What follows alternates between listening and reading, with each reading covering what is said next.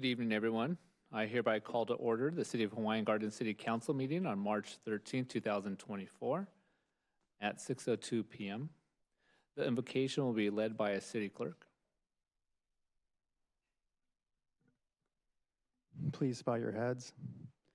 Dear Heavenly Father, we pray that you guide us always and satisfy the needs that need to be met during this meeting. Please provide strength to the council as to make tough decisions. Help us work together and encourage each other to excellence. We ask this in your loving name. Amen. At this time, we'd like to recognize any military veterans or those currently serving in the military to please stand or raise your hand to be recognized.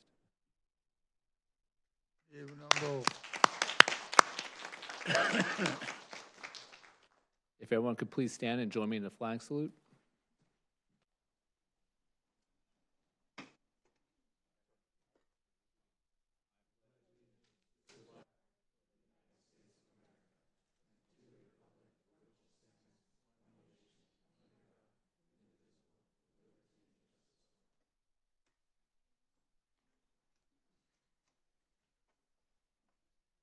Roll call. Councilmember Del Rio. Here. Councilmember Roa. Here. Councilmember Vargas. Here. Mayor Pro Tem DePaula. Here. Mayor Farfan. Here. We have a quorum. Will the city clerk please provide brief information related to public comments? There are several ways a member of the public may participate during public comment. A member of the public may submit a public comment via written correspondence or by submitting an e-comment through the city's website. Another way to participate is through our Zoom option. The Zoom meeting ID and passcode are in the agenda packet. Meeting ID number is 843-9680-5805. Passcode is capital letters HG1. Lastly, a member of the public may participate in person at the City Council chamber. Public comment is now open.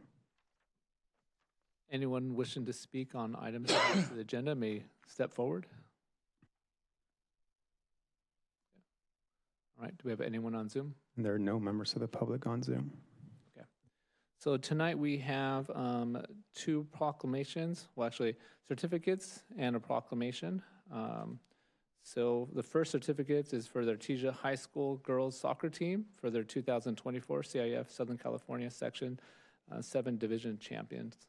So if the council, please join me below.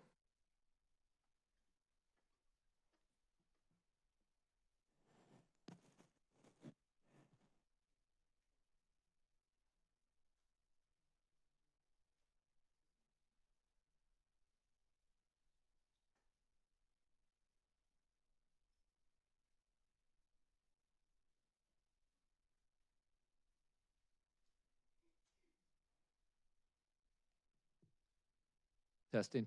Okay. So as mentioned earlier, tonight's a very special night for the City of Hawaiian Gardens and our girls soccer team from Artesia High School. As a fellow alumni, you know, I'm very proud to see that this was accomplished in terms of this major victory, which was a huge milestone. One of the most impressive aspects of this all is the fact that we have so many young players, which is incredible. I mean, so that just tells me the huge potential that you guys have just moving forward. Because of that, I wanted Coach Hugo to spend some time introducing the players, their roles on the team, and maybe any special recognition that you wanted to provide to the players. So it's just one of those moments that we just want to take an opportunity to actually recognize each and every one of you for your contributions to the team, to the high school, to Hawaiian Gardens, and to the district as a whole. And I believe we also have our board member as well, Francisco, if you want to come up as well and join us. And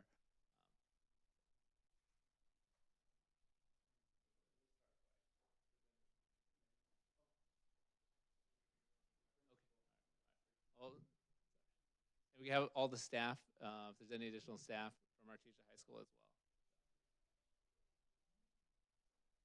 Hugo, I want to present this to you, a certificate of achievement for your accomplishments in regards to bringing the team to the 2024 CIF Southern California Division champion.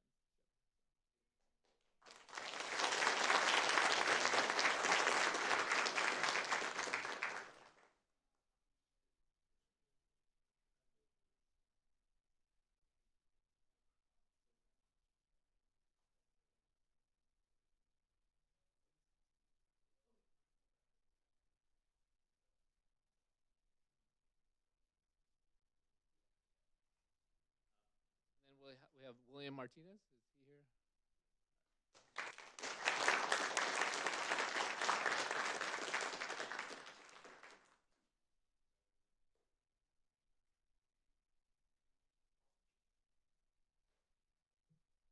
Jessica Rivera.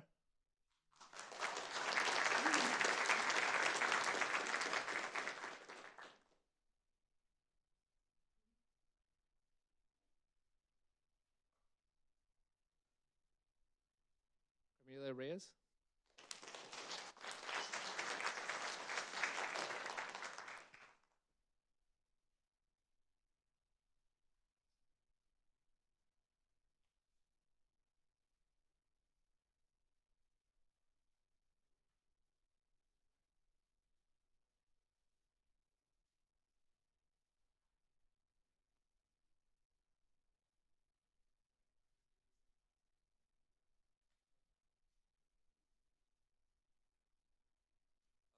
First off, hello. Good evening, everyone. Thank you. First, I want to thank the City of Hawaiian Gardens for having us and this recognition. It's truly we're very grateful for to be here in this opportunity. So again, thank you very much. I guess first off, I want to say to become a champion, it's not an easy task, and it's something that we've been working hard for as a team. Not just this summer, not just this year, for many years. So it's nice to you can't always measure your successes with trophies, but it's nice to be able to win something and forever be a champion and be recognized as champion. So it's truly a team effort. Obviously it takes a great coaching staff to accomplish these things.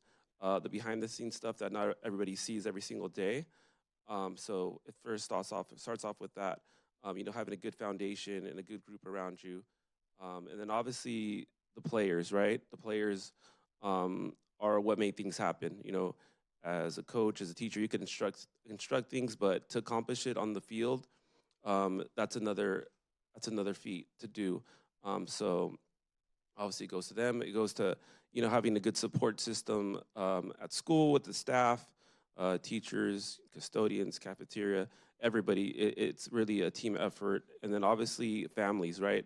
It's a good group of people, good group of young adults. And again, it takes a strong family to accomplish that. So it really starts off with it's being learned at home. And then also, a lot of our girls are a really young team. We have, 8 freshmen, 6 sophomores, 4 juniors, and, 1 senior. And, I believe there's 8 residents of City of Hawaiian Gardens. And then many of these young girls started playing here at the City of Hawaiian Gardens. So, it really shows how important it is to have that foundation support within the community. Because, these girls didn't start learning to play soccer this year, so it really started that foundation at a young age, and just shows how important, sport is important, and especially with girls, right? Statistically it proves, there'll be successful adults by, learning these fundamentals and characteristics as a young adult. So I want to thank the city for that, because, we probably wouldn't be here at this point, standing here tonight, if it wasn't for the city to set that foundation with them, and just showing how important sport is. So thank you for that.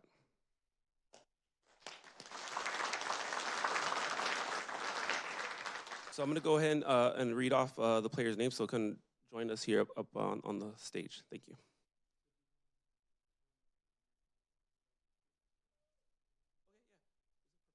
All right, so first up we have a sophomore, Aaliyah Lopez, forward.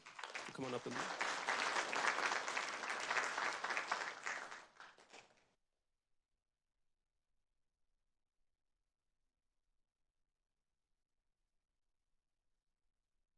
another sophomore here, Alexis Garma, forward as well.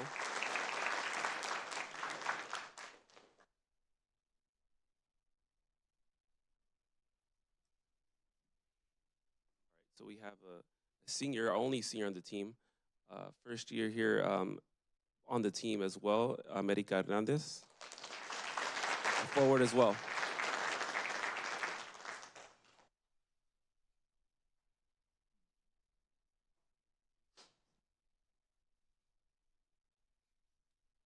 right, so we have our first freshman, City Hawaiian Gardens resident, um, defender, and she scored the game-winning goal for us on the final, Brianna Remigio.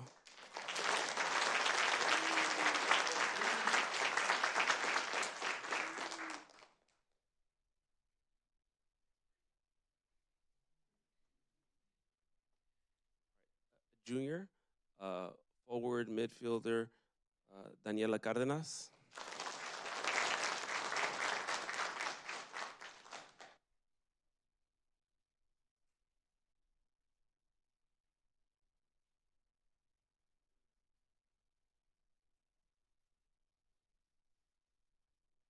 All right, another freshman captain, defender, midfielder, winger, but she primarily helped us out defensively on that final, Elisa Leon.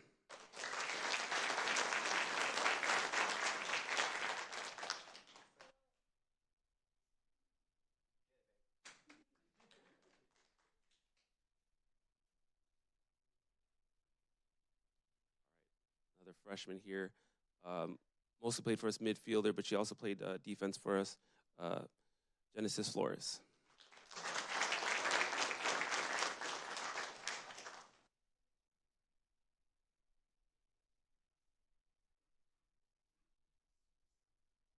Freshman, forward as well, Jershiel Muth.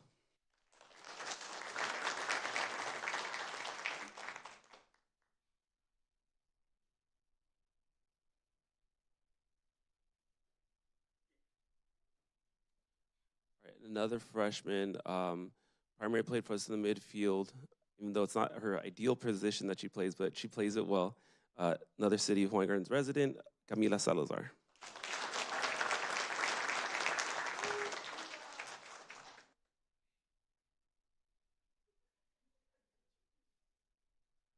So a sophomore, played forward for us mostly this season. She also plays defender and goalkeeper, Christina Palafox.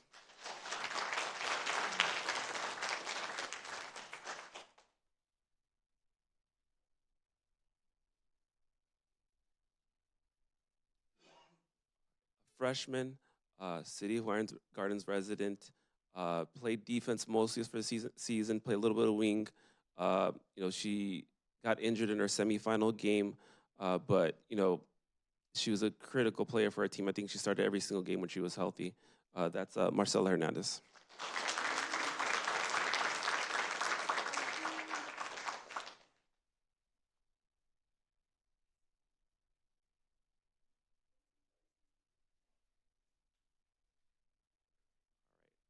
Junior, didn't start playing goalie until this summer, so it's less than a year ago. She used to play forward, but she played goalkeeper for us, and vital for our title run, and that's Melissa Ornelas.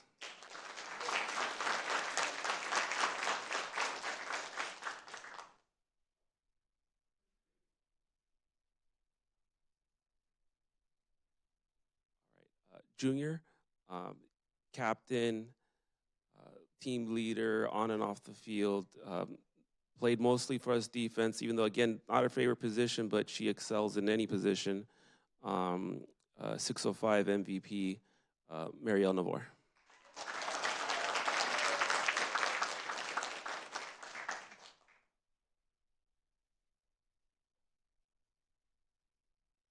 Junior, mostly played for us forward, even though, again, maybe for her it's not her favorite position.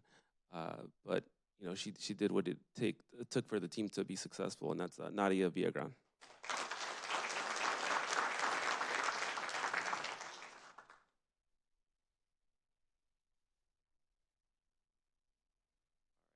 Sophomore, City of Hawaiian Gardens resident, forward, Anaidalin Zuniga.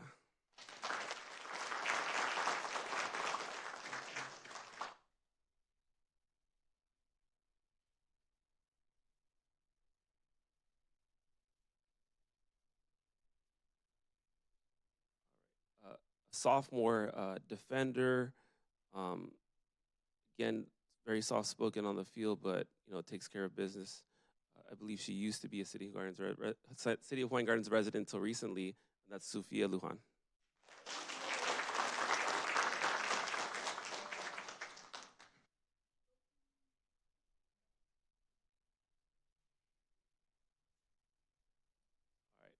Sophomore captain, mostly played defense for us, but also played in the wing, Sydney Tan.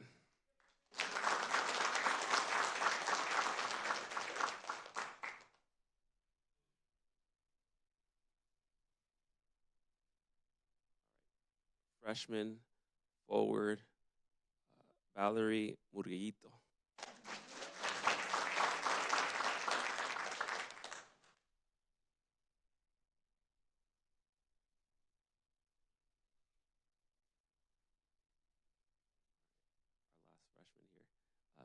Forward, Yesenia Sandoval. All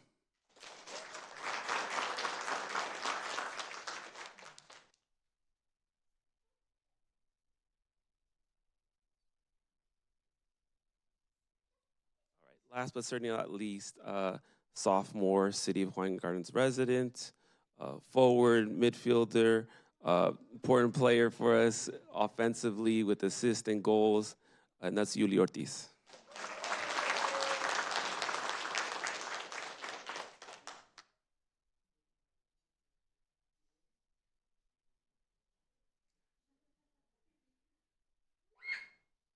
Hello, everyone. My name is Rosie Gomez. I'm the interim principal at Artesia High School for this school year. And I just want to say I'm really super excited. The girls did amazing. They scored history for Artesia High School as an Artesia alum as well. I am so proud of all that they accomplished, and we're looking forward to keeping on celebrating for the rest of the school year and going on to next year and keeping the wins going. So thank you.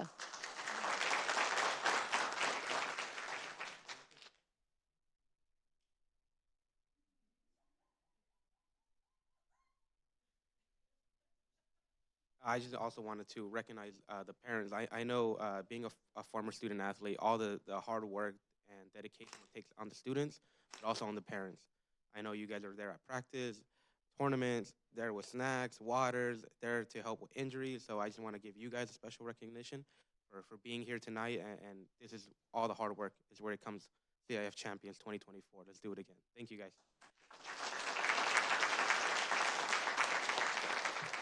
Once again, ladies, congratulations. Coaching staff, staff from the high school, thank you very much.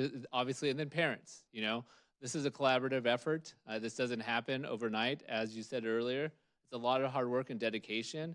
And this is just one thing in your life that you guys have accomplished. Just imagine what the future entails. And so we're very proud of you. And just keep moving forward and progressing and challenge yourself like you have today. So congratulations once again.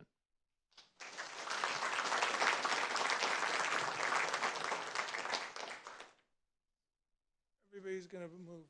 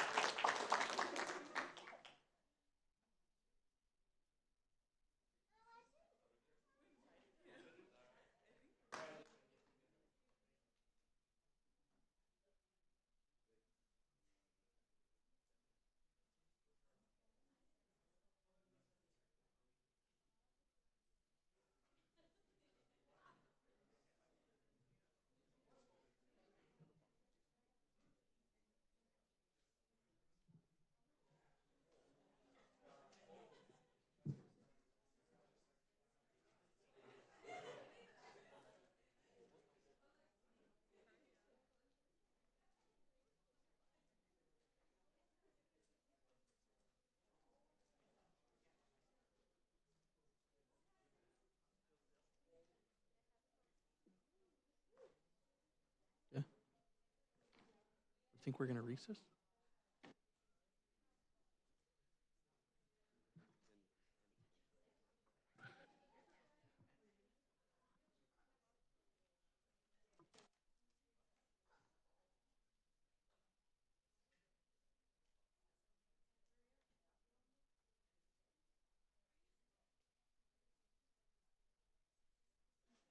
We also wanted to thank you for recognizing us and present you a jersey and a ball with the girls' signatures. Thank you.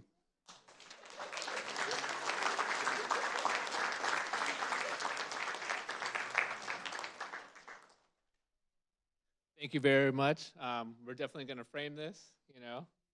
This is very important for our community, and we hope that next year we're here to celebrate in a couple more years. Okay, so we just want to say once again, congratulations, and continue all the hard work. Thank you.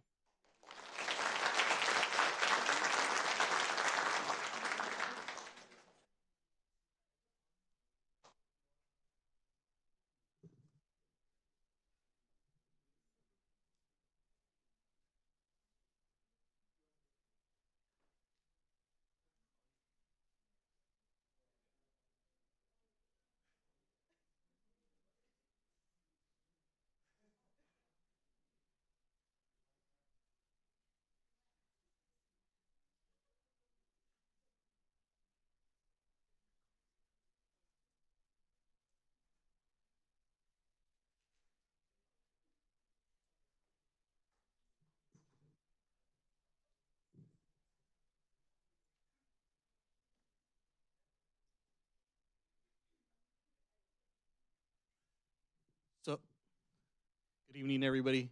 Is it on? Yes. For me, it's an honor to be here tonight, having the opportunity to see these girls celebrate their championship. I actually had the opportunity to coach some of these girls at a very young age, so it makes me very proud to see them here, but also returning. Some of these girls have been here in the past as students, and obviously they're great student athletes, and so I'm very proud to see them.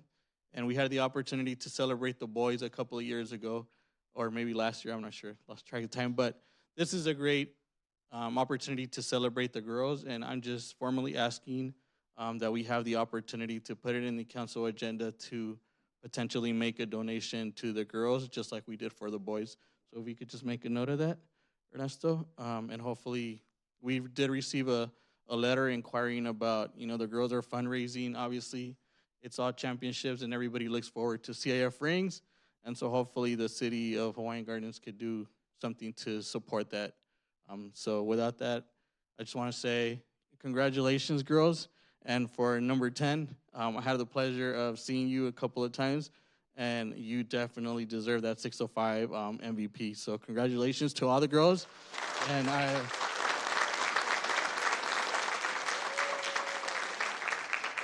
I'm not just saying that. If you guys, all the girls worked hard, but you definitely stand out. And to the rest of the girls, you're definitely a leader in the field, and I hope that my goal and my wish for you is that hopefully all of you girls, we get to see you play Division I and go on to college. So congratulations again, and I hope you guys keep up the great work.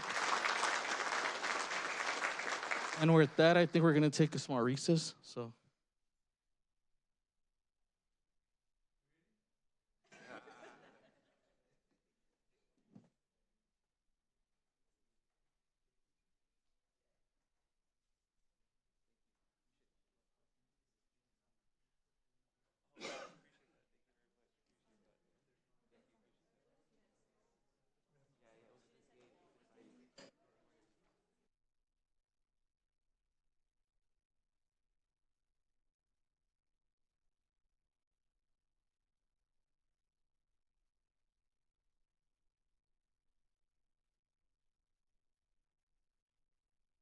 Okay, so we're going to reconvene from our recess at 6:38, and we're going to go on to our second proclamation for Safe Communities Month.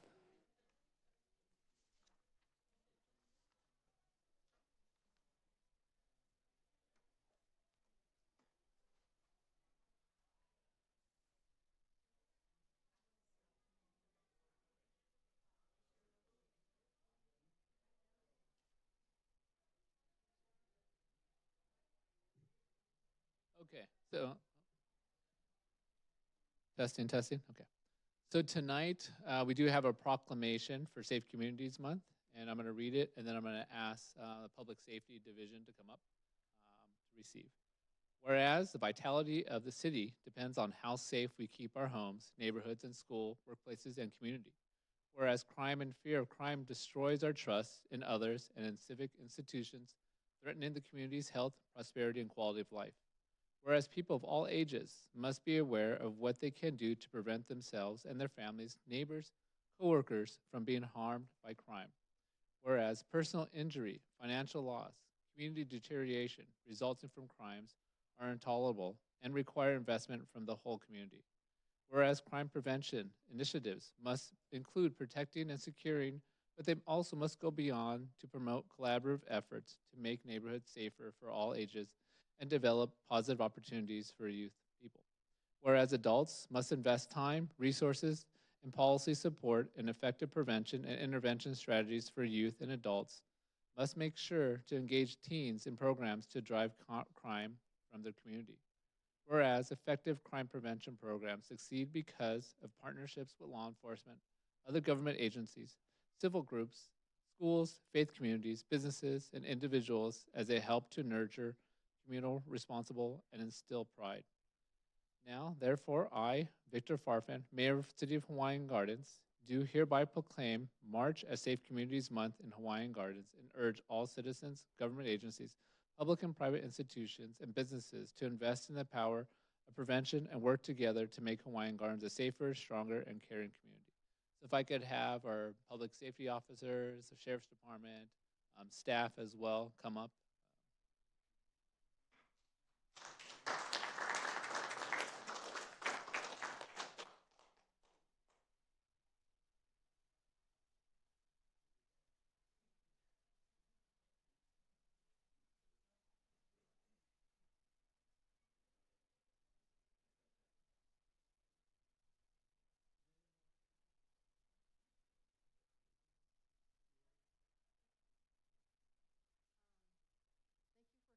Today.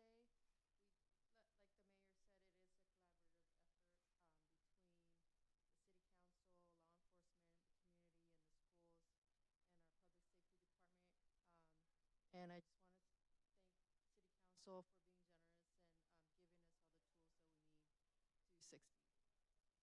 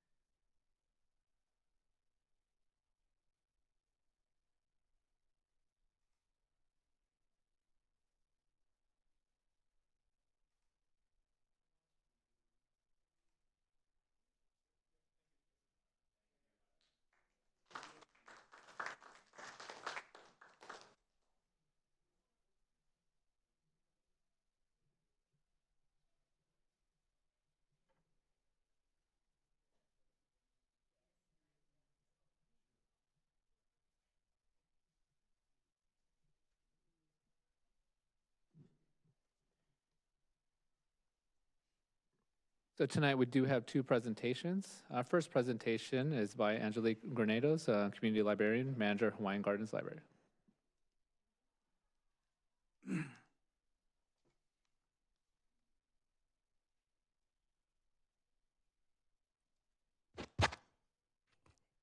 Good evening, Honorable Mayor and City Council and Hawaiian Gardens community. I have one library announcement tonight.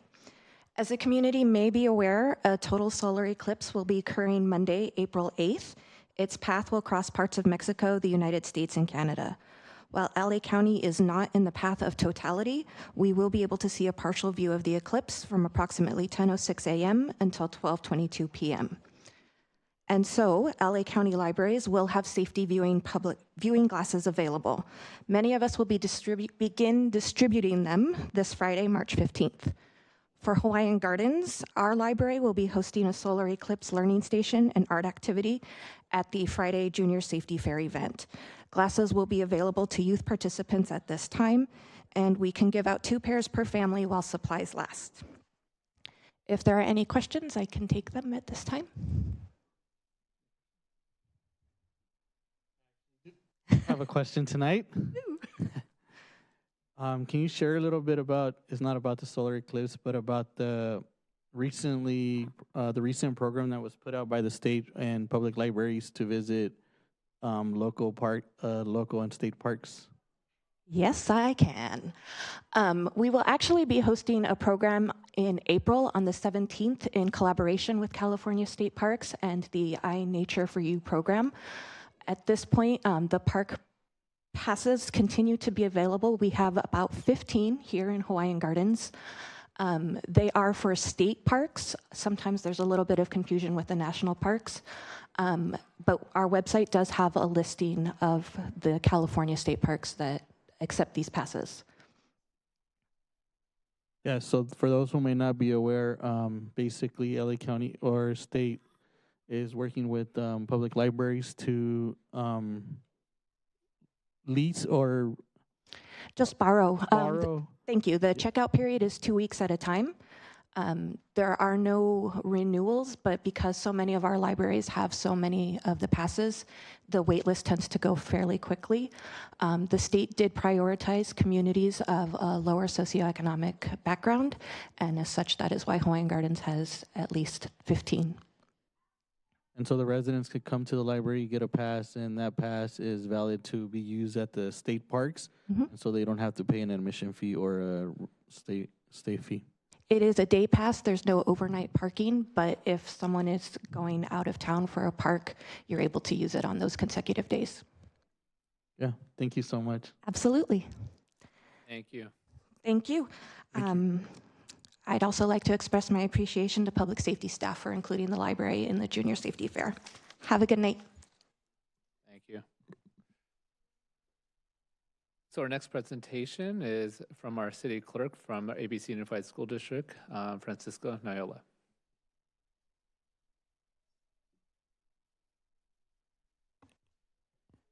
Good evening, Mayor Farfan, Mayor Pro Tem Dandy DePaula, and City Council and staff.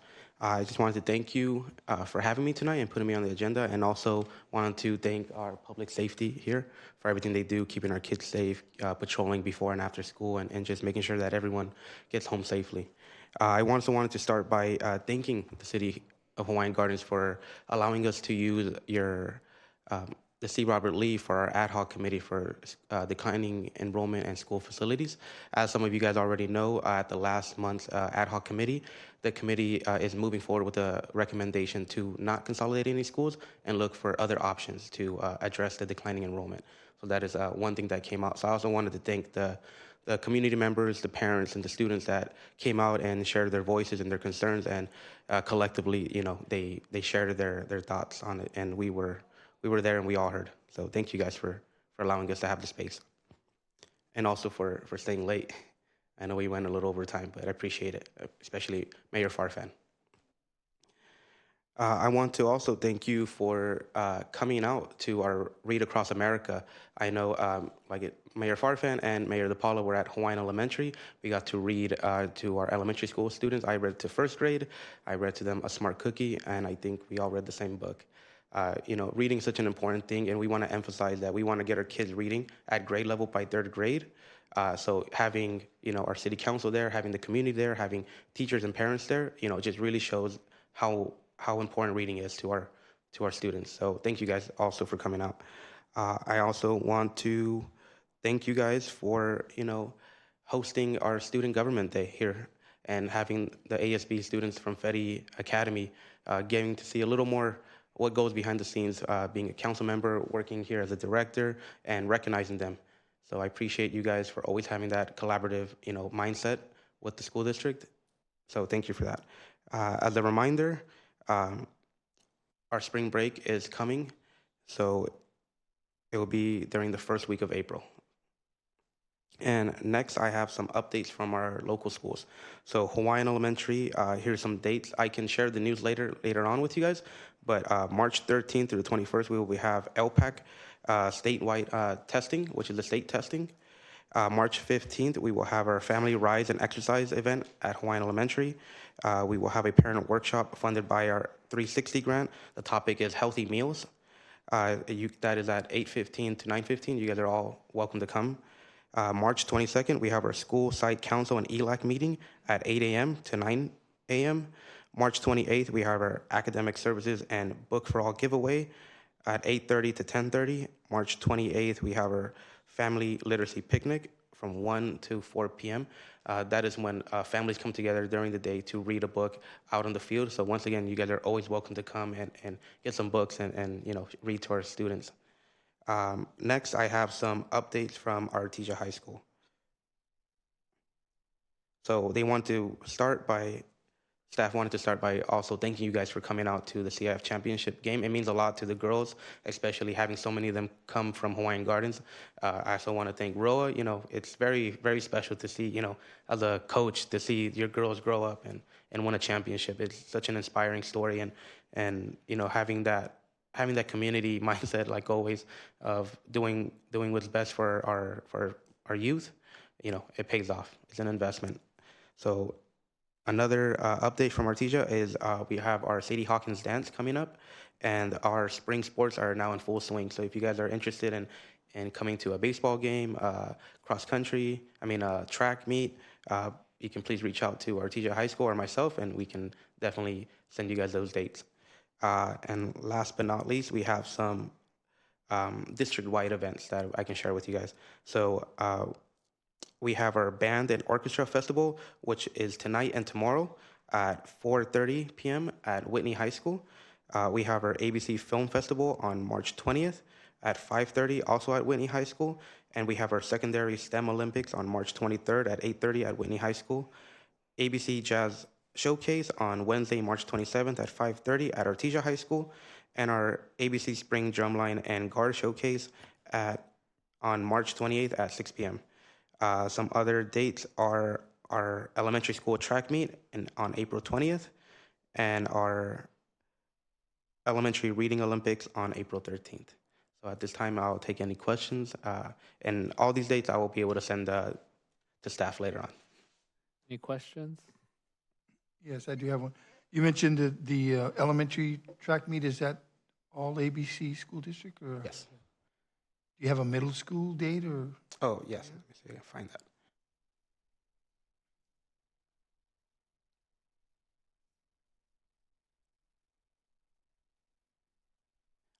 I will look that up and I'll get that to you. Yeah. But I know it's going to be in May, but I'll get the exact date.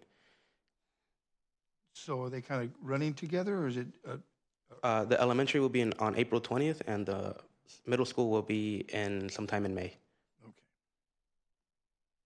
Thank you. I'd like to appreciate Clerk Noyola for that update. It's so evident that we have a lot of things going on in our schools, and just being able to collaborate, with the families, the school district, and the city. We've been to all of those events, and it's amazing how we see a huge participation of the parents. Everything happens for a reason.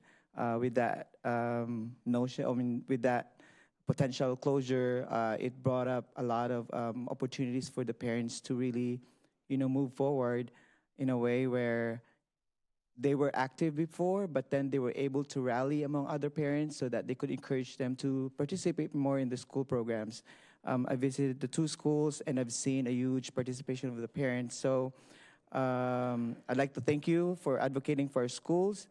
But I'd like to see if there's any possibilities of us to continue encouraging those parents so that we could provide such maybe like a structure so that there's going to be consistency in terms of their involvement in our schools. I know that there's a lot of opportunities that we could work together. I'm looking forward for the 6th grade collaboration that we did. That was a great success. And maybe many more. They have different types of programs every season, or every month of the school. There's attendance incentives. There are those other activities that the schools provide, but a lot of those resources is not being directly funded by the school. Those are extracurricular activities. So if you could provide any, options or things that we could collaborate more. Thank you. Absolutely. Thank you. Yeah, I'd like to add, thank you very much for being here tonight, and I also just want to congratulate the school district on their work that they're doing. It was announced through LA County Office of Education, LACO, that some of the local schools, including Gar High School and Cerritos and a couple of the elementary schools, were recognized as, what was that? They were part of a recognized among other redesignation, among other elementary schools, middle schools, and high schools in the state. So I just want to make that shout out. The California Distinguished Schools. Correct. Yes. So thank you for that. Thank you. I just want to say thank you, Mr. Noyola, for taking the time and giving this information out to our community. It's very important for all of them to be aware of what's activities that are going out in the district. But I just have a question. I know you did mention that there's activities district-wide, and you mentioned a lot Whitney. Is there a way we can have events in our local schools so that we can highlight also our schools? Because, the problem we have about condensing the schools, we want to make sure that we highlight our schools and we have more activities like in our sports complex at Fetty, Ferguson. We're open to have events in our schools and, highlight our community. Absolutely. I'll pass that on, and I have the similar sentiment. Thank you. Thank you. That's a great point. Thanks for bringing that up. And thank you for being here tonight. I think this is a great first step in terms of what we talked about, what we heard from parents. And I think the work that we're trying to do in terms of highlighting our city, our schools, what our youth is doing. And I think one thing that we mentioned is, in talking to the schools is, when they have these events, how can we promote them via our social media page as well and collaborate so that everyone's aware and everyone's kind of doing their part to plug them in and to give them a shout out and recognize them. So thank you very much for being here tonight. I look forward to seeing you at the future, city council events and everything that kind of goes on in our community. And it's nice to see, this change because, and I know that my colleague mentioned it earlier, is sometimes things happen for a reason, and this, potential decision to close down schools united the community, in a good way. So it's a blessing in disguise, so thank you. Thank you, guys. I'd like to thank you also for your continued presence here in the community and all the things that we have been doing.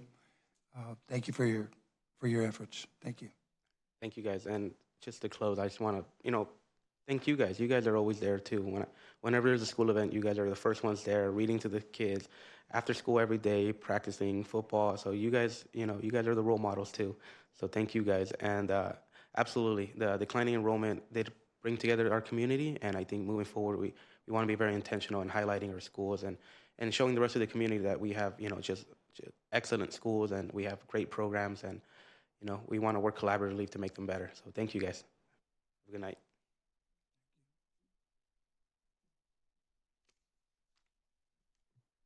Okay, now we'll move on to agenda organization. This is the time for the city council to discuss any changes in the order of the agenda. Would anyone like to make any changes? If not, we'll move on.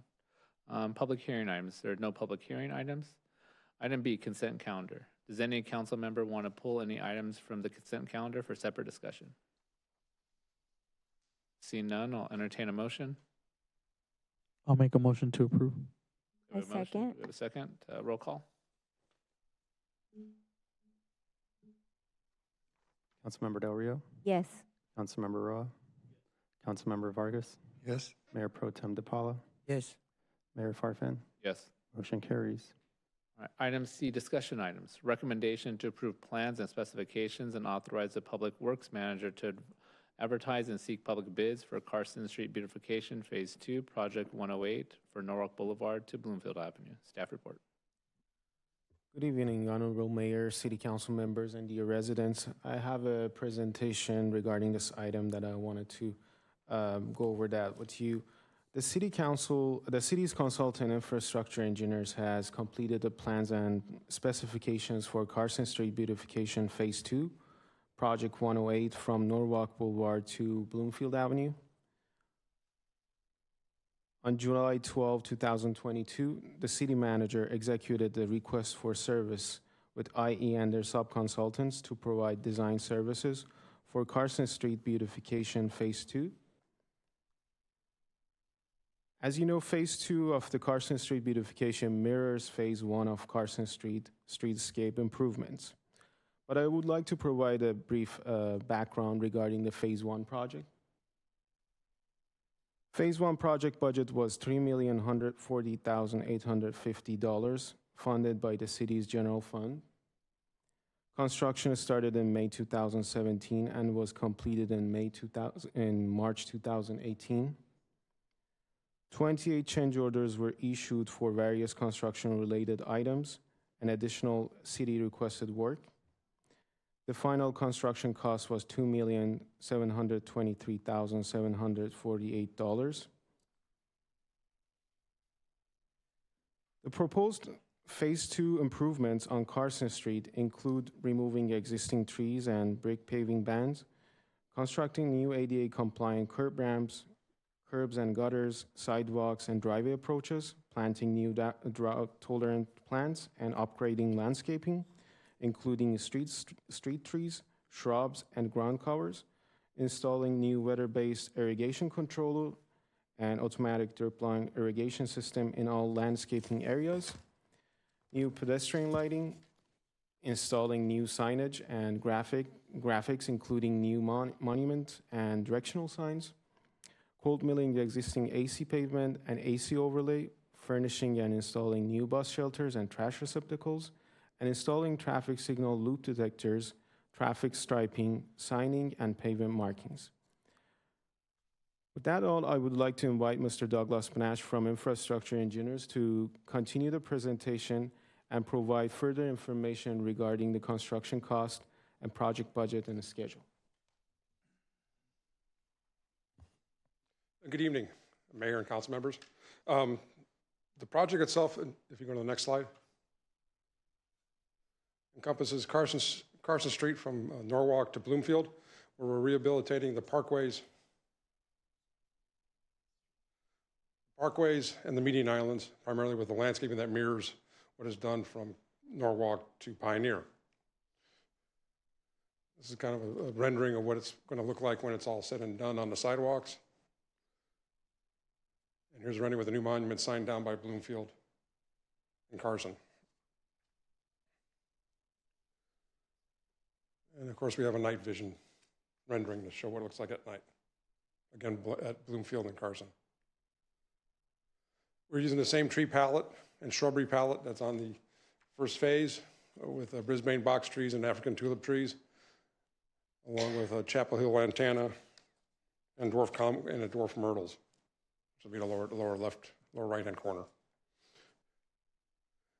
Specifications for the monument sign by Bloomfield, it's 27-foot high sign in the center median, which is about, and the lettering begins about 8 foot up, so vehicles can see the Hawaiian Garden sign.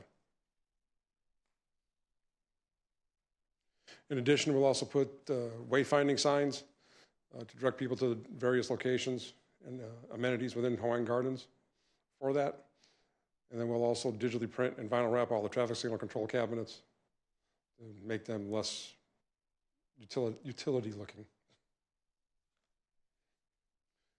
Along with that, we also put new banners on the streetlight poles that match what's on the phase 1. And now the interesting part. Project funding for this project. Currently, the city has a budget of $3,570,000, utilizing a myriad of funds from ARPA, general fund reserves, Measure M, Measure R, and Measure W. They'll facilitate the construction of this project. Since 2020 through 21, from 21, 22, 23, and now to 24, inflation has impacted all construction costs, primarily anything based on with a petroleum product, where we've seen, I think we're running about 16% inflation, because inflation is additive every year. If it's 7% in 21 and it's 6% in 22, it's 13% total inflation. So I think it's now 3% now in 23. So we're about 16% inflation, and that reflects back where our engineer's estimate is at from that. And therefore, there's a funding shortfall of 1.2 million, or 1.8 to $2 million, depending on how the bids come in. And based on experience in other jurisdictions, prices have come in higher across the board on all construction projects over the last 3 years. It's just our economic environment that we're playing with today. So from that standpoint, we're looking at, and this just graphically shows how the inflation is going from this. Our goal is to request your authorization to put the project out to bid and see what the actual numbers come back in at. Based on the current economic conditions, maybe there's enough hungry contractors out there we get some decent prices. We won't know until we open the bids up, and then we can come back with you with a full recommendation for budget appropriations to fully fund the project. And with that, I'll entertain any questions. We'll entertain any questions. Any questions? Yeah, I do have one. Go ahead, Ernie. What year did the project start? 22. So we're in 24, and so we're just starting to complete the project, phase 2. Is that what you're saying? Yeah, the design has been completed, and yes, it's a mirror image of what phase 1 is, but we got to fit it within the confines of the new driveways, new access points within confines, and also coordinate with Edison, County Flood Control District, and a couple other agencies throughout the process to make it all come together. But right now, the design is complete, ready to go to bid. So phase 2, what's going on during the 2-year period? You just finished phase 1 barely? Is that? Well, phase one was done back in 2018. I'm just wondering the time, the gap. Well, from 2018 to now, it was a combination of funding priorities through the course of time, where the actual design contract didn't get initiated for phase 2 until 22. Yeah, because you talked about inflation. The longer you take the inflation is going to continue. It's going to cost us more. So how do we look at it? Well, at the time, in 2018, the phase 2 wasn't even considered a design, where there was no funding for a design project at that time. So it was it was one of the long-range goals for the city to complete phase 2. It was part of the long-range goals to put money aside so that eventually we would update that area of the city as well. And then the pandemic hit, and then it basically sat in the back burner because it wasn't a priority. But at one point there was a discussion that we were going to resurface the entire Carson Street from Pioneer to Bloomfield so that it wouldn't look like it was in patches or in sections. Is that no longer the case? Councilman Baroa, it's included in the fiscal year 24-25 budget.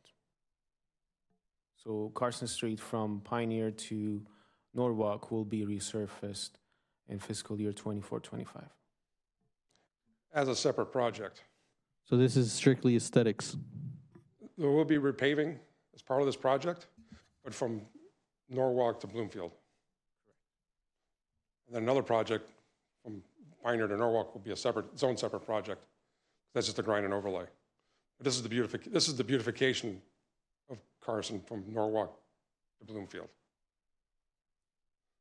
Get all the pretty plants in place, street lights, banners. I need to comment. I need to say something. So this project was originally budgeted. We started setting money aside when I came on board back in July of 2021, I believe.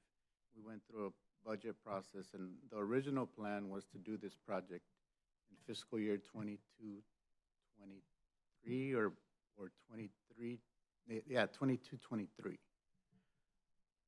Somehow, there was a change within the company that was servicing our city, or that is servicing our city. And for whatever reason, the project was kind of put aside. We at that point met, I think it was July 2022, when I finally signed whatever you guys wanted me to sign to get started. But yeah, there was a delay in starting that project. Can you identify the reason why there was a delay in the execution of the project? From 22 to now? Right. No. Yeah. Because like I said, it was supposed to be done around 2022, correct? So the delay I'm talking about, apparently, their company infrastructure requires for us to sign some type of authorization to initiate a project. Well, I was never told that. And they never commenced that project. No one ever came to me to request it. I had to bring it up to the company, and that's when we finally signed it. So do we have the funds to complete this project? We do not. We are currently reviewing our budget. We will be coming to you with a recommendation to see, we may have to change some of the priorities if council opts to take on this project as soon as we get the bids back. But yeah, we're reviewing the budget now, and we're hoping to come back in probably late April or early May. Now, is that because of the inflation, or we just didn't? No, that's part of it. That's definitely part of it. Just because of the delay, right? That's kind of cost us more a little bit. There's that potential, yes. So say we do go out to bid, once we get the bidding process, at that point, can the project be scaled down if, you know, the bids come in too high, or can it be modified, or does that have to go back to the planning stages again? I mean, we're talking like $1.5 million, $2 million, which is equivalent to like 20% of our revenue. Right, and that's, I mean, what they designed is exactly what we have in the first phase. We just continued it.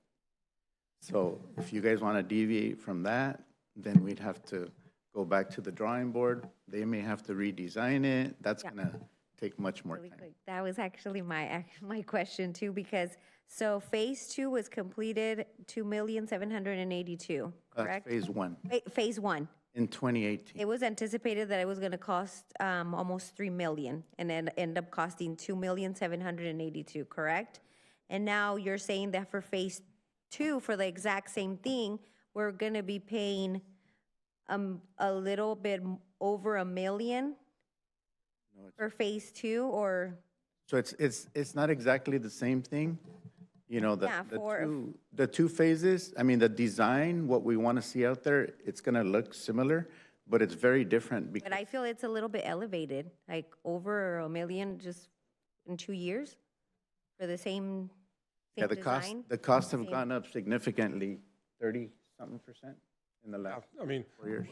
And road construction projects and even beautification projects, the amount of products that rely on petroleum products, from the plant containers, the wire coating, the asphalt, the concrete, the trucking costs. When oil, in 2018, oil was at $30 a barrel. Today, it's about $100 a barrel. You're the original contractor for phase 1? No. That was another design firm and another contract. It's a different bid. Nima, do you know who the original contractor was? Original consultant for the project? For phase 1? Well, I guess my question would be. Phase 1. Who designed it? Wildan. Wildan designed it, yes. So we took Wildan's design. And why wasn't the city manager informed? Is there a reason? Because you said somehow, somewhere, whatever. We resolved the issue. in July 2022. And that's when they finally put the resources together to start the project. And I joined the city in October 2022, just to answer your question. Yes, I started the project, and I took over kind of like the design. So now we're in the kind of like completion phase. So we want to take it to bid opening so we can bring back the bids, and we can have a conversation from that point to see if we have to allocate additional funds, or if you have to rephase the project. So we'll bring it back to your review. So, I mean, this is an unfortunate reality in terms of inflation. Everyone's feeling it. There's no escaping it. But maybe one of the things that we consider doing is reaching out to our legislators. Probably not our local in terms of California, but maybe on a federal level, to see if there are any funds in addition to that, looking to grant money. I'm not sure something like this would, but I thought that there were some transportation dollars out there on a federal level for shovel-ready projects. I don't know if this would be considered a shovel-ready project. Yes, it is. Yeah, so, and I'm not sure if we missed the deadline, but I know that Gateway Cities was saying that there was an opening for projects that were shovel-ready. Not sure if we reached out to them or not, but there was a significant amount of funding that was available. So, that program, they wound up taking away. The Gateway Con that just recently happened. For whatever reason, the cities were given per capita allocations of federal highway dollars. For whatever reason, on a very short notice, the people above us thought it was better to give that pot to SCAG and let them give it out competitively versus a per capita allocation per each jurisdiction. I have no idea what it does. The only thing I would, based on your comment when you made to reaching out to the elected officials, something is going on in Caltrans and I can't quite figure out. In Orange County, the feds took away some extra COVID money 2 years ago that people had, and they just took it away from the cities. Well, Caltrans in Orange County is using state money to do that and get that money back to the cities to spend on the project they had it allocated to. I'm having trouble trying to get that money out of either Caltrans or Metro to find out if District 7 is doing that. I can't figure that out where that's at through my contacts. So that could be an avenue where you contact the state, because if Orange County is doing something, I can't. You brought up a question I'm trying to deal with, trying to find money. Orange County, I'm finding Orange County, because they're working La Palma also. They're getting the money back through the state from Caltrans. But in District 7, which is LA County, there's absolutely nothing from them. It's almost like the Metro has got Caltrans in their hip pocket and they're hoarding it for probably the Olympics. well, I mean, the interesting thing about the redistricting is that our legislator from the Assembly is in Orange County. The vast majority of cities she represents is Orange County. It just happens to be that, ourselves and I think a portion of Lakewood and Cerritos fall into the LA jurisdiction. So if that's the case, then maybe you inquire with her. I'm going to ask. In addition to that, I think maybe we reach out to, our Congresswoman Steele and see if there's any funding. But once again, I if you guys could follow up with the COG, I believe that there are funding dollars. Whether or not we missed that, I don't know. But you're right, they did reformulate that, but they said about a month or so ago that there was a window where cities could apply, okay? And there is going to be excess money available, so. I can report back to council this week on that. I think what would be helpful, well, for me, if I could see like an estimate of how much each item will cost, like the banners, the signage, because you're giving me a total of $4 million, but I kind of want to see a breakdown. I would like to see a breakdown. The plans and specifications and engineer's estimate is ready, so we can, share the copy with you to have a breakdown of all the items. We have 62 items under the engineer's estimate, and we have a breakdown for all. Thank you, Nima. A suggestion about carvings, if you're based on budgets, the way to the section this project off would be to do it by blocks. That way, it's consistent. Sorry, it's consistently moving and being produced. And you just don't have a block that's finished yet. If you're going to do it on a project of this magnitude or this type of project, you cut away items, people will recognize what's missing from the previous phases. Well, I just think that what Councilwoman Del Rio is referring to is like for example, if you eliminate signs, those signs that we currently have, I mean, they look nice, but they're so small you could barely even see them as you're driving by. Like there's one on Carson that's pointing to the library. I don't think that anybody really sees it. Or for example, the banners, if the street lights are going to require an additional, in addition to be able to hang those banners, or we're paying for the banners in advance, where we might not use those year round. So like items that can potentially be removed that are not essential, not necessarily like the plants or the real concept of the project. I have another question. So with the amount that's projected here, what do you think the timeline that it's still not gonna be affected? So in other words, let's say if we are to do construction based on this amount, do we need to do this at a certain time? And then if we exceed from that time point, it's gonna increase more. Can you give me an estimate of the time? Maybe next year or 2 years until? We're probably within a window where prices will be consistent for between 6 and 9 months. That's as time progresses, inflation keeps going up, but inflation is coming. It's leveling off, but it's still inflated. But usually prices will hold true for 3 to 6 months, or 3 to 6 to 9 months, when people are bidding projects for construction. I can't project farther out because things change in 9 months to 12 months. Something else can change and cause another impact, whether it goes up or down. I can't go that far out. But we got a window of opportunity here between now and in the next 6 to 9 months that we can get something reasonably priced. I agree with my colleague. This is the reality that we face. We have our goal for the city to change the overall look, and one of those things is having the beautification program on that street. So exploring, possible grants from the federal level. I think we are in the right place now because we have very good relationships with our higher electeds. So I think it's our job to continue to advocate for that, and we're hoping that, in due time we could, see this in fruition. Thank you.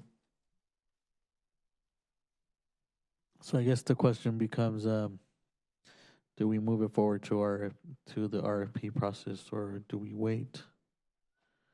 Right?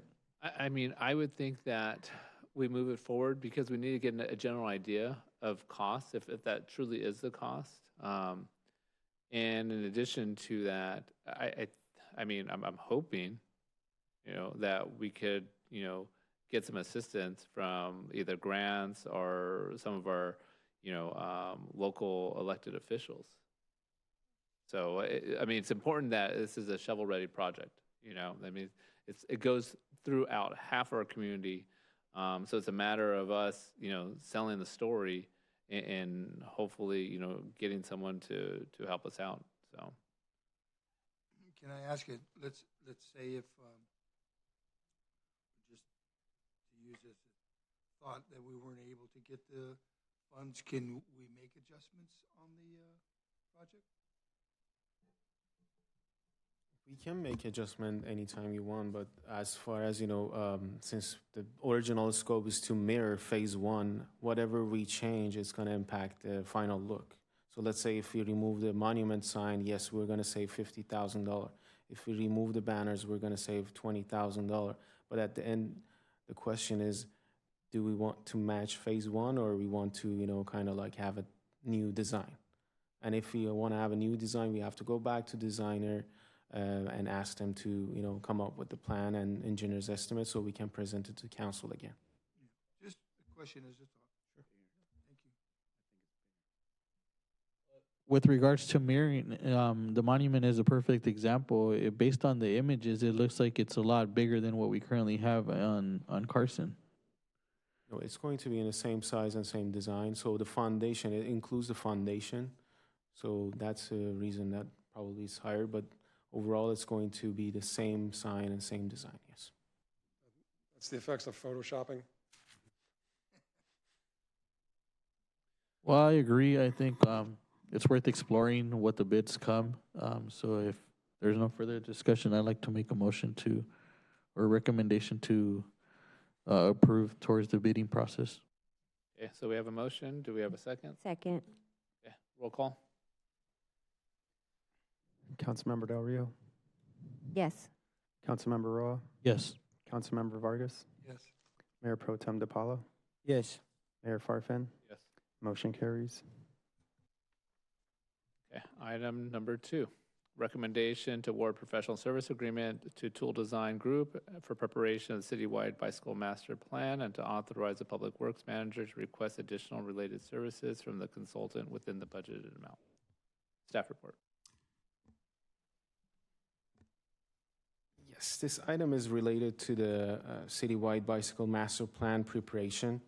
In 2022, the California Department of Transportation, Caltrans, notified agencies regarding the Active Transportation Program, or ATP Cycle 6, funding opportunity to encourage increased use of active modes of transportation, such as biking and walking. I know you were asking about the grants and opportunities. So in 2023, the engineering division staff applied for the ATP Cycle 6 grant funding and was pleased to inform the City Council that $370,000 was awarded to prepare and develop the City of Hawaiian Gardens Bicycle Master Plan. The plan will be consistent with the city's existing general plan and complete streets policies, and will include public outreach and the development of detailed system maps.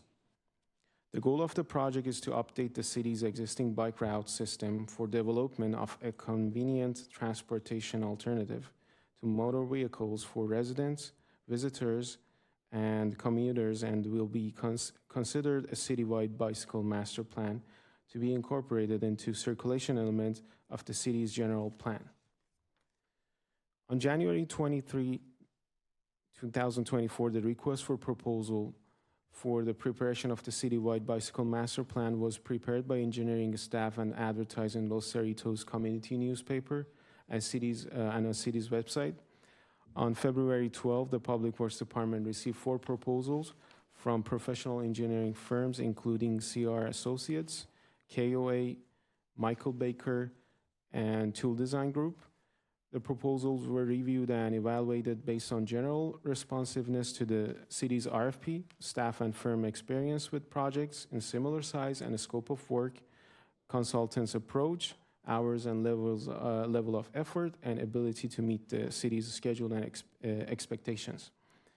After thorough evaluation of all proposals by the engineering staff, Tool Design ranked the highest score among all the participants with a proposal amount of $360,017 for the preparation of the citywide bicycle master plan.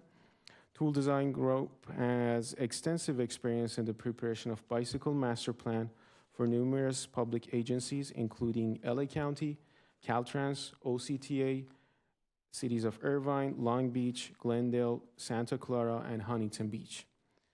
The project was funded by the Caltrans ATP Cycle 6 program and included in the approved capital improvement program budget. Staff recommends that the City Council award the contract to Tool Design Group in an amount not to exceed $360,017 budgeted amount. This concludes my staff report, and I will be happy to answer your questions. Any questions? I have a question. On the diagram that you presented, there's class 1, class 2, class 3. Correct.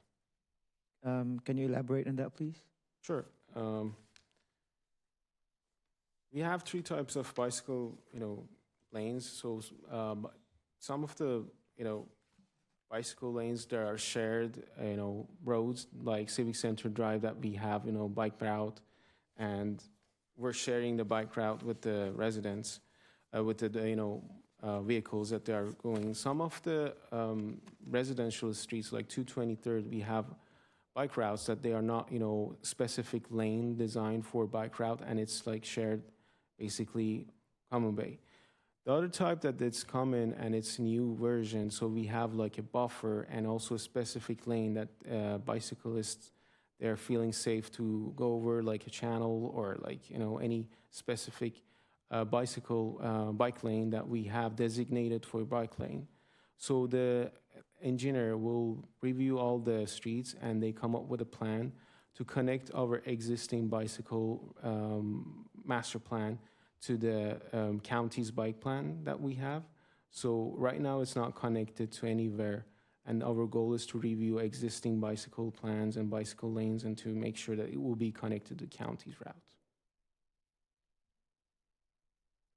So is that where they basically eliminate one lane and from the street and create its own bike lane? Because I've seen it in other cities where they originally had 2 lanes on the main street, and now that becomes a 1 lane, and they have an additional bike lane with some kind of bump roads or separation. Are we concerned at all that that's going to cause additional traffic? And Exactly, that's a great question. So based on the street width, they are going to review all the segments that they're proposing for the bike lane. And after the review, they're going to bring back this item to City Council to discuss and make a decision about which routes are qualified. For example, streets like Carson Street, we have, street width is enough to add a specific lane, but residential streets, they're not, enough to have a separate lane for bicycle lane, and it's going to impact the parking. So we're not going to kind of propose that plan. So we're waiting for them to review, come up with a plan, and then we're going to present it to City Council. I have another question. In terms of the design of the bike lane, are we resurfacing or are we painting that over? Just like when you drive through Pioneer in Artesia, their bike lane is colored green. Is it something that you would consider, or is it budgeted to if we're planning on that? Great question. That's part of the Complete Street project, and most of the cities that they're applying for Complete Street grants, they are able to receive those funds. So in order to apply for those grants, you need to have a plan. So this plan will help us to go after those funds for having an implementation phase. So the main part for now is to prepare a bicycle master plan. With this plan, we will have opportunity to apply for grants for complete streets or any kind of like street improvements in the future.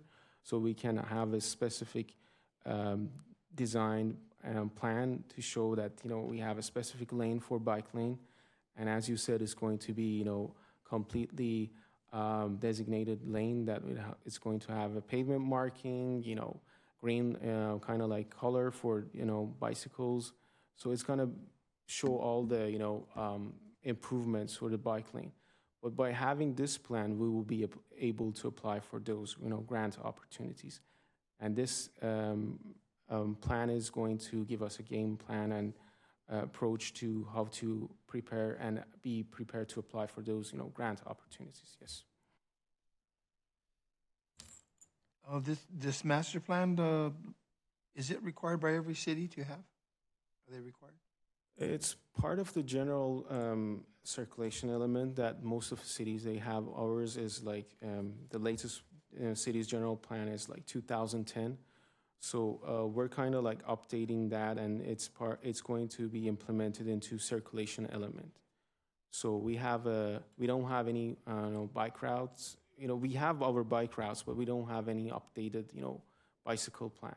I guess my question would be, because we're such a small city, just wonder what are the guidelines or rules in cities on how this takes place.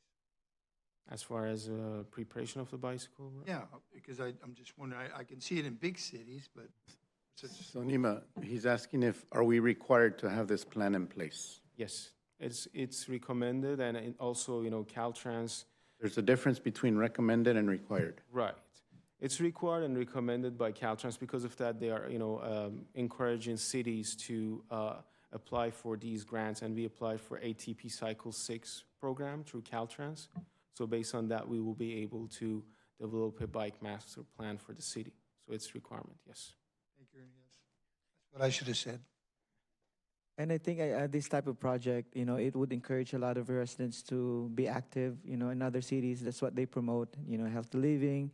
And at the same time, that would also eliminate, the possible accidents, because children, sometimes they bike through the streets, but they don't have the bike route, right? So for us, by providing that, we eliminate the potential accidents that might happen because, now that we have the bike ride. So maybe when we have this, we could partner with the schools again, just promoting those healthy living. And that could be like a community event, So we're putting health and wellness in infrastructure, and that makes, community. Thank you. So, go ahead. Just a quick question. So, we brought forward this project because of the grant. So, can that be utilized for anything else other than? No, unfortunately, it should be just used for the bicycle it's a master. no-brainer. Yes. Yeah. No, so I know I'm saying the money was awarded to us in order for us to complete this project.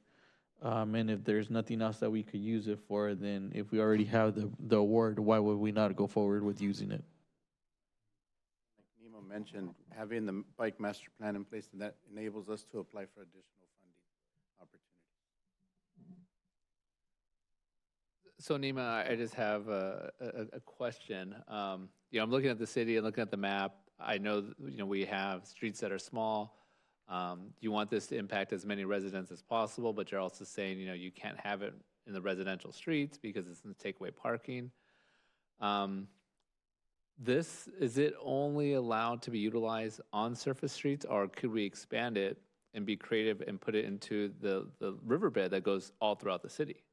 To me, that would make sense because it's a safe area. You don't have vehicles in there.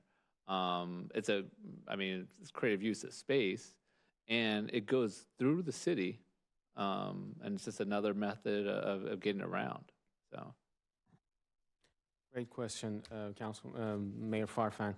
I just wanted to share the scope of work for this bicycle master plan preparation. So consultant must identify areas with high level of bicycle activity, identify funding sources and strategies for implementation, develop geographic information diagrams, hold meetings of active transportation community advisory committees, create a bilingual English and Spanish website, host community workshops at City Hall and school sites at varying times and several locations. So part of the scope is to kind of have a community outreach, review the existing bicycle master plan, and also propose the design that it's going to work for the city. So as you said, that's a great opportunity that we're going to use the channel or riverbed that we have, but the existing bike lane should be connected somehow to that location. So the question will come from the consultant, and we have to, kind of identify which locations are qualified to connect the existing bike lane from a Civic Center Drive to the channel that we have. But that's a, good, kind of like opportunity to connect the existing bike lane to the channel. So we're going to review all the locations, and we're going to bring it back to council for final decision. great. Any further questions, comments? No? Then we'll entertain a motion. I'll make a motion to approve. We have a motion. Do we have a second? I second. Roll call. Councilmember Del Rio, Yes. Councilmember Roa, Yes. Councilmember Vargas, Yes. Mayor Pro Tem DePaula, Yes. Mayor Farfan. Yes. Motion carries. Item 3, recommendation to approve plans and specifications and authorize the public works manager to advertise and seek public bids for citywide catch basins, connector pipe screen, insert installation project 111. Staff report. Yes, on April 7, 2015, the State Water Resources Control Board adopted the statewide trash amendments to the Water Quality Control Plan for ocean waters of California to address the significant trash pollution in California's waters. These amendments require city to install, operate, and maintain full capture system in catch basin located within high-density residential, industrial, commercial, mixed urban, and public transportation centers. As an owner and operator of a municipal storm drain system, Hawaiian Gardens is required to comply with the trash amendments. The latest statewide trash order requires that 50% of priority catch basins be retrofitted by 2026. So in that order, we worked with our consultant infrastructure engineers to prepare the plans and specifications for citywide catch basin connector pipe screen inserts installation, Project 111, and it's being submitted to the City Council approval and authorization. The project scope of work consists for traffic control, cleaning out existing catch basins, and furnishing and installing connector pipe screen inserts in 118 city and county-owned catch basins. The County Flood Control District requires all cities to obtain a permit and pay a fee to install any devices in county-owned catch basins. Retrofitting existing LA County Flood Control District catch basins with any device requires detailed testing, accurate design and installation, and routine maintenance to prevent flooding. The plans have been reviewed and approved by the city engineer, and the project is now ready to be advertised for competitive bids. The engineer's estimate of the construction cost is $230,000. Allocating $320,000 from unutilized Measure W funds will complete the project as presented based on the estimated cost. This concludes my staff report, and I will be happy to answer your questions. Any questions or comments?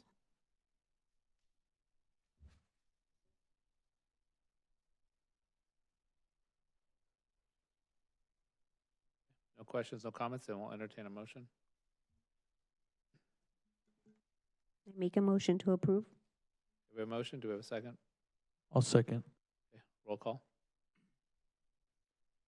Councilmember Del Rio, Yes. Councilmember Roa, Yes. Councilmember Vargas, Yes. Mayor Pro Tem DePaula, Yes. Mayor Farfan. Yes. Motion carries. Item 4, recommendation to approve membership in the Gateway Cities Affordable Housing Trust, a joint power authority, adopt resolution number 006-2024, approving city execution of the joint exercise of powers agreement, and authorize the mayor to execute the Gateway Cities Affordable Housing Trust joint powers authority agreement. Staff report. Good evening, Mayor and council members. Tonight, staff is recommending that the City of Hawaiian Gardens join the Gateway Cities Affordable Housing Trust, which is a JPA. This action is required as part of our 6-cycle housing element. Tonight, I have Adam Elison here representing the Gateway Cities Affordable Housing Trust to discuss the trust and how it will benefit the City of Hawaiian Gardens. Good evening, Mayor, Council. Again, my name is Adam Elison. I'm the trust manager for the Orange County Housing Finance Trust. I have a short presentation for you tonight, and I'm available to answer any questions after. So the Gateway Cities Affordable Housing Trust was initiated by the Council of Governments in 2022. And in January of 2023, the Orange County Council of Governments Board approved the formation of the trust, and it became legal in February of 2023. Since that time, we've been busy talking to different cities, doing council presentations just like this, and we have had 18 cities join since then, and 4 are considering joining right now. One of the things that we did in our due diligence period prior to starting the trust was we looked at the demand for affordable housing in the Gateway Cities region. We studied what the state financing entity where developers get tax credit financing for multifamily projects. and we examined the past 8 years. And in the past 8 years, nearly 6,000 affordable housing rental units were financed by the state in the region. In addition to that, we did a survey of the cities within the Gateway City region. We felt it was important to find out what the pipeline of projects that are currently being negotiated and discussed at the city level by developers. And what we did was we found out through that survey that nearly 4,000 affordable units are currently being negotiated among the cities in the Gateway City region. So the first question is, what is Affordable Housing Trust? It is a funding source to preserve and produce affordable housing. It's established by state, city, and county governments as a joint powers authority. In the Gateway Cities region, it consists only of cities. Housing trusts seek out funding from various sources, local, state, federal dollars, and even private donations. And so some of the benefits that are available to cities within the region is we provide the GAP subsidy funding for housing programs and projects, usually to help the population that exists in the community already. We provide more competitive opportunities to get more funding in a competitive nature for development projects. We provide that financing to developers with a covenant that gets recorded on the property, and that covenant satisfies the city's regional housing needs assessment obligation to the state. So the trust is helping the cities to meet their RHNA obligations. The membership in the trust helps us to be able to go meet with legislative elected officials and discuss how they can help us in on a regional collaborative approach and bring additional dollars into the region. We also work, since we're a regional collaborative effort, we work on your behalf to talk to other service providers, nonprofits, and other entities that are involved in affordable housing to bring them to the table and see what we can do to bring solutions into the region. And finally, the trust works with local cities to provide technical support and also do all of the compliance requirements for that financing, so that relieves local city staff that may not have the experience or may not have the staff load to be able to accommodate that. Currently, the financing that we have available in the 1 year since we've been around is we've raised funding to help support multifamily rental construction and permanent loan financing. And I'll talk about that in a little bit on the next slide.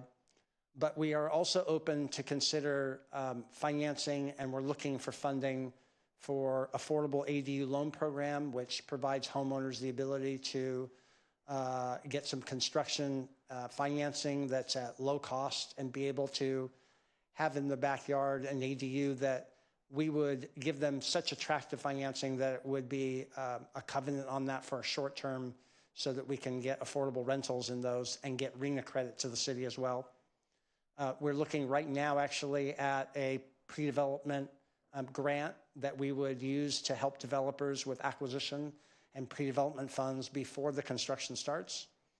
And then 2 other programs that we're working with other nonprofits on is down payment assistance program and a rental rehab program.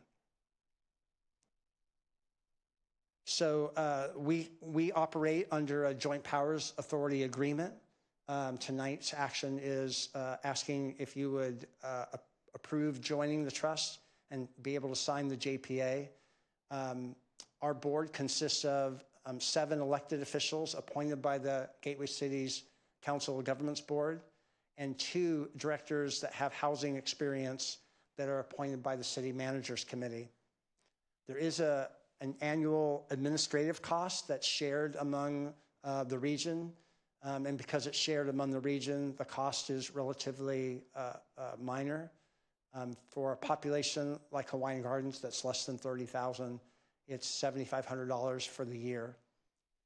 If the city decides at any time they want to withdraw from the trust, the city passes a resolution and approves that, and then after 6 months, you're out of the trust. These are our current board members. We have representatives from Whittier, Montebello, Lakewood, Commerce, Long Beach, Bell Gardens, and Signal Hill. And we have a representative from Southgate who's a housing manager filling one of the spots that we have for the Housing Experience Board. We currently have a vacancy on our board for an additional housing experience staff member. We'd welcome Hawaiian Gardens to be one of those candidates that could sit on our board as well. So we have a notice of funding that actually is out right now, and we've put together funding that we've obtained from the, in thanks to the Council of Governments for getting this funding for us from the County of LA Homeless Initiative Grant, the County of LA Permanent Housing Local Agency Grant, and a grant from the state of California called the Local Housing Trust Fund Program. And then you can see the SCAG REAP 2.0 pre-development grant that we were awarded as well for $5 million that just happened not too long ago. We're looking at other funding sources, including county MHSA funding, state budget allocations, which right now is kind of tough given the current state budget. Federal funding programs. Just this week, we worked with our federal partners to put in a grant for $3 million application. And then a lot of talk is going around about the regional La Casa organization and their proposal to bring additional funding in for affordable housing. And these regional trusts are one of the eligible entities that can receive that funding from La Casa if and when they go through and get that funding. And then lastly is philanthropic and foundation work. And that concludes my presentation, and I'm available to answer any questions. I have a question. Thank you so much for that presentation.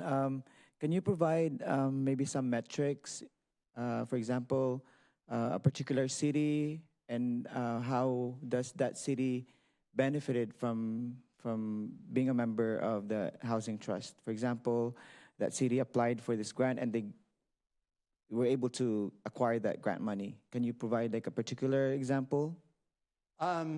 So we're so new, we're just going through our second NOFA. We've only been around a year. February 14th was our original formation, but we did get one NOFA out, and that was for the multifamily rental, and we awarded 2 projects, both coincidentally in Signal Hill because we didn't get any other applications. We don't know why we didn't get any other applications. We did a broad outreach, but we didn't, and we had some surplus money left over from that NOFA. And then we got more money, and so we did a second NOFA, and the deadline for that NOFA is this Friday. And we've had probably 5 or 6 projects that are now applying for that funding and been talking to cities. I can tell you that I'm also working for the Orange County Housing Finance Trust. So I have more statistics and metrics to give you on that. They've been around for 5 years. And in that 5-year period of time, they've been able to secure over $67 million worth of funding. And they've done 5 different NOFAs over that time and awarded funding to 20 projects. And that totals about 1,600 affordable units. And all of those are just scattered around the region. We do a competitive application process, and we have a scoring system that is very similar to how the state scores tax credit financing. And that review committee consists of staff and others that are knowledgeable about affordable housing financing. And then they make recommendations based on that scoring to the board, and the board makes the final determination on that. That trust received grant funding for an ADU program. So the second component there is that ADU program that I was able to tell you about. And that program is getting ready to launch next month. And they have enough funding to do 34 ADUs as kind of a pilot program. And that program had an interest list that was started on the website about 4 months ago, and almost 600 homeowners have registered for the interest list, and that trust will be doing a lottery to choose who the 34 that are selected to get that financing. Thank you. Another question. So how do you describe, let's say an ordinary homeowner, they wanted to take advantage of the funding sources. Do they go to the city and the city assists them in applying for that grant, or the trust or the housing trust is presenting that to the city? Hey, there's grant money here. Maybe some of your residents could apply for that. How does that go? Yeah, that would be, if it's a homeowner, that would be the program for the ADU program. And we worked with all of our trust member cities in Orange County for the ADU program, got them a marketing kit with information that they can put on their website to promote that. We had politicians that were putting it out in their newsletter or their website. And I think that's what really spread it. And then we did media press releases to the local papers and just really got the word out that it was going to be available. If we're talking about the multifamily rental program, that's for developers who are building affordable rental properties. And we reach out to the most active developers and do a lot of outreach to make sure they're aware of the NOFA. We reach out to the cities and staff to make sure that they're knowledgeable, because even though the developer's applying, many times if a new developer comes into the area, they don't know about the trust. And so we want staff, city staff, to be very familiar with the NOFA process. And whenever we do have a new notice of funding, they get notified via an email blast we send out to everybody. Yeah. Thank you very much. That concludes my questions. What's really cool about joining the Gateway Trust is that it's a requirement for our 6-cycle housing element. And it really helps, it's going to help us build affordable housing, because the trust will go after funding and then let us know, once they've received the funding, they'll let us know that it's available, and then if we have a shovel-ready project, we can apply for that money. Because what happens now is that after 2011, the city lost their funding source for affordable housing, and that was through redevelopment. And so now there's this whole, when housing developers do their pro formas, there's a gap in their pro forma, and that's the money that they need to find to make their project work. And so there really hasn't been any way to fill that gap. And so this gives us a tool so that when we get that site ready, that's shovel ready, and we are working with a developer, we have some place to go to apply for funds so that we can fill that gap, so that the pro forma works, and so that those affordable housing units can get built, because it's much more expensive to build affordable housing units in comparison to market rate units. So it's a really neat tool, and it really, the trust is up to date on all the funding that's out there. Whereas, me doing a bunch of different functions, it might be harder for me to figure out like what's available. So it's going to be a really good tool for us as we go into this next housing cycle, and we have to try to find a site, make it, and build affordable housing through a developer. So I think it's important that we join the trust so that we can move forward in trying to assist in the development of affordable housing.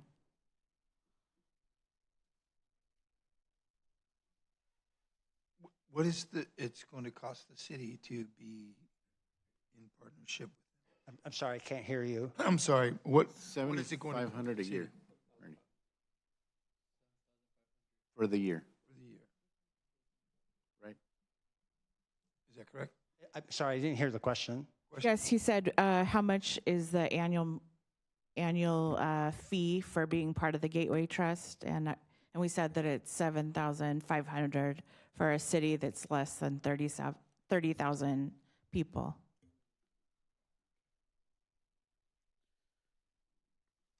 Thank you. That's Yeah, given that, I mean, it has to do with the housing element, and that's something that's a priority for the city, and if it's gonna help us in any way to get that approved and get the ball rolling on affordable housing, I'm definitely in favor of moving forward, and I would like to make the motion. I second. Motion and a second. Roll call. Councilmember Del Rio, Yes. Councilmember Roa, Yes. Councilmember Vargas, yes. Mayor Pro Tem DePaula, Yes. Mayor Farfan. Yes. Motion carries. Item D. Thank committee you. Reports. Are there any committee reports? Item E, new business. Item F, oral staff reports. Good evening, Mayor and Council.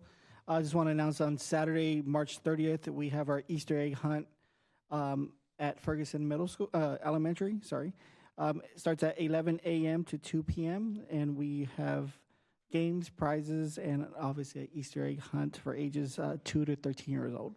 Again, that's Saturday, March 30th at 11 a.m. and to 2 p.m. at Ferguson Elementary. Mayor and Council, the Public Safety Department would like to invite the community out to the Safety Center this Friday, March 15th, for our Junior Safety Fair. In collaboration with the Sheriff's Department and the Fire Department, we'll be hosting this fair as an opportunity for youth in the community to meet and learn about public safety in a fun and friendly atmosphere. We'll have safety tips, music, jumpers, and display vehicles available for the youth. I do know that students from Ferguson and Hawaiian have committed to attend, so we expect a good turnout. That's this Friday at the Safety Center, March 15th, from 3 p.m. to 5 p.m. I wanted to appreciate council members, residents, and staff that join us during the block cleanup program on Saturday, March 9, 2024. It was a great event. We collected about 62 tons of, trash, mix inserts, green waste, and e-waste. And we're looking forward to have more and more events in the next few months. Thank you. Hi, I wanted to take a minute to thank my employee, Gloria Thomas. She's going to be leaving the city after 16 years of working at the City of Hawaiian Gardens as the Housing Rehabilitation Specialist for the Section 8 program. She's really got the program in tip-top shape, and I appreciate all her hard work and organization in thanking her for her service to the city. Any other oral staff reports? Seeing none, we'll go to city attorney reports. No report, Mr. Mayor. Okay. Oral council reports.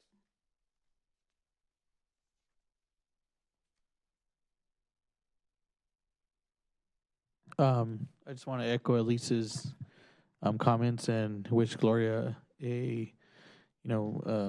congratulations on her future endowments. I know she's going to be going somewhere else.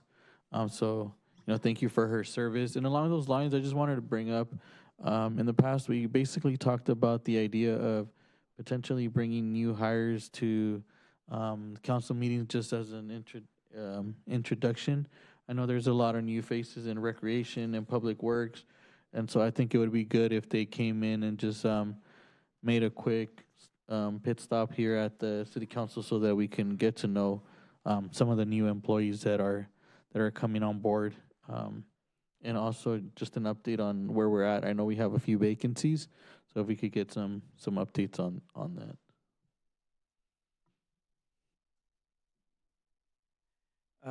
So for my council report, we got invited to the Hawaiian Elementary School Literacy Day. We were able to engage with the students. I read a book, and it was amazing because you see the excitement of the children there. We were able to also visit the engineering room. It's amazing that one of our schools here in Hawaiian Gardens, they have this amazing program, great program for engineering. They start with just building something, and then out from that, actually it starts with an idea. It's a scientific method, and they were able to create something. So we have a hidden gem in one of our schools here. Hawaiian Elementary School has that great program. So I'd really want to encourage the families, enroll your children in our schools. I also got to visit Ferguson Elementary School. I was able to participate in their family reading program. The program is encouraging the families to be together and in a communal way.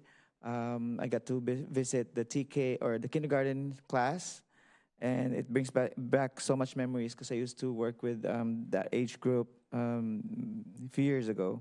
It was an amazing time, interacting with the families. We also had a coffee with a cop yesterday. It's nice to see families engaging with our law enforcement officers and also our public safety personnel. And we had free coffee and free matcha latte, so you could never go wrong with that. So thank you so much for that great idea of having that space and avenue for our community members to come together in a fun way. And also, I'd like to read a letter. I think this is important for us to note. We received a letter from one of the residents, and I'd like to read it real quick. My name is Masha Navide, and I am a mother of Makia Navide. We have been living in Hawaiian Gardens for over 20 years. We are so blessed to live here and to have all the opportunities that the city provides to its residents. My son always participates in the city's events and its sports program. For the last 3 months, he has been going to Lee Ware Center to practice homework or to work with the homework. Miss Uni and Mr. Enrique have been helping him with after-school tutoring. Today at school, he received his report card.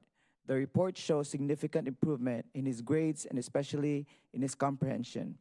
My husband and I are so pleasantly surprised about his progress, which is due to this additional help that we want to extend our sincere appreciation. So to those who put this program into place, especially to those who take the time to patiently teach these young students, we extend our thankfulness and gratitude. So he sent this letter, and I think this mirrors, the program that we do, the programs that we do, and it's just encouraging to see that for such a letter like this, I could only imagine how many families we have impacted because we are intentional in making sure that we assist these children succeed in their school. So I'd like to appreciate the work of our recreation, our staff, and also the public works in making sure that our community is clean. So thank you so much. I just have a few items to report upon. Like my colleague, I attended the community reading event at Hawaiian Elementary School. It's always great to read to young kids. Very exciting. They're very engaged. You get to ask a lot of questions, and they just love to talk. So it's just a really fun, opportunity. And also that I think the best part of it is just you want to encourage them to read, to have a love for reading, and express that.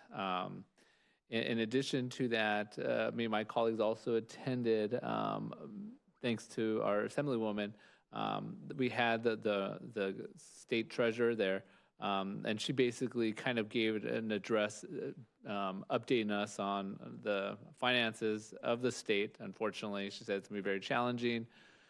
They're thinking we're going to be in a deficit close to anywhere from 50 to maybe 70 million. And so it's. She said basically at the end of the day, a lot of programming, unfortunately, it's going to be cut. If there's a program that is vital to your community, to advocate for your community, to prevent those programs from being cut, unfortunately. And then I attended the block cleanup. It was a very successful event. And the one thing that they did different was the giveaway in terms of, it wasn't the mulch, but it was like the soil that a lot of families are taking advantage of. The compost, yeah.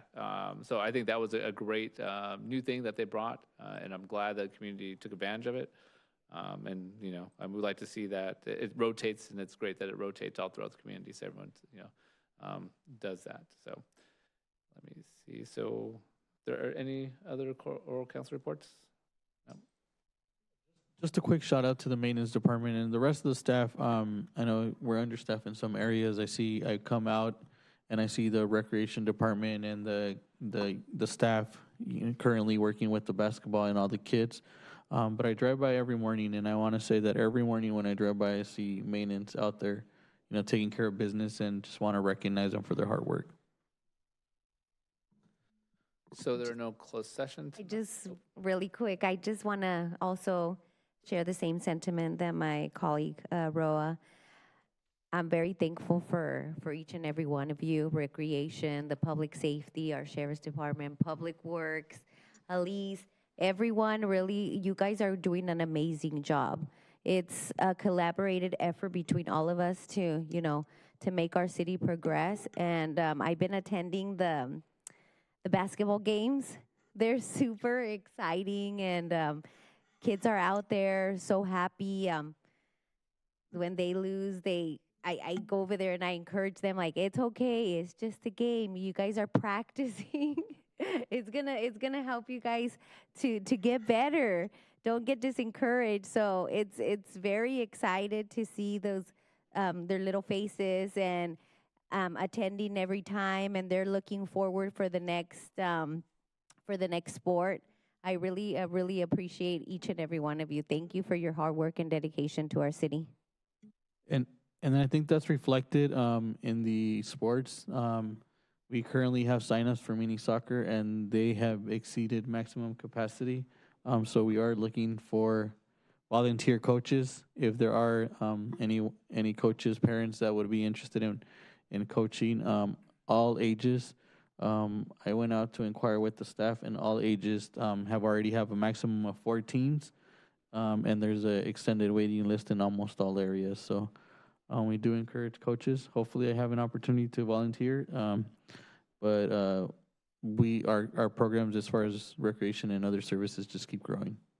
You know, along those lines, do we think we could put something on social media, asking parents to volunteer? We have. Okay, have we? All right, so. All right. And maybe we could do volunteer incentives to encourage them. You know, maybe a free ticket to the carnival. I have one thing to say. So I wanted to give a lot of credit to the programs that are ongoing right now. I'm losing my words. Ongoing for the middle school and high school. You know, as you know, I'm a volunteer, so I'm kind of around the staff and watching their progress and work in this age group. So we went to the high school, and we had 55 girls sign up for the new flag football program. Then, of course, this weekend they had the boys U18. It was their first game, and when you're playing at that high level, it's pretty brutal. But you know, our kids are just hanging in there and doing a great job. And I just want to comment for the recreation department, Joe, that it's doing well. It's good to see it. It's good to see it grow. Okay, so there being no further business, I hereby adjourn this meeting at 8:12 p.m. to our next regular city council meeting to be held on Wednesday, March 27, 2024 at 6 p.m.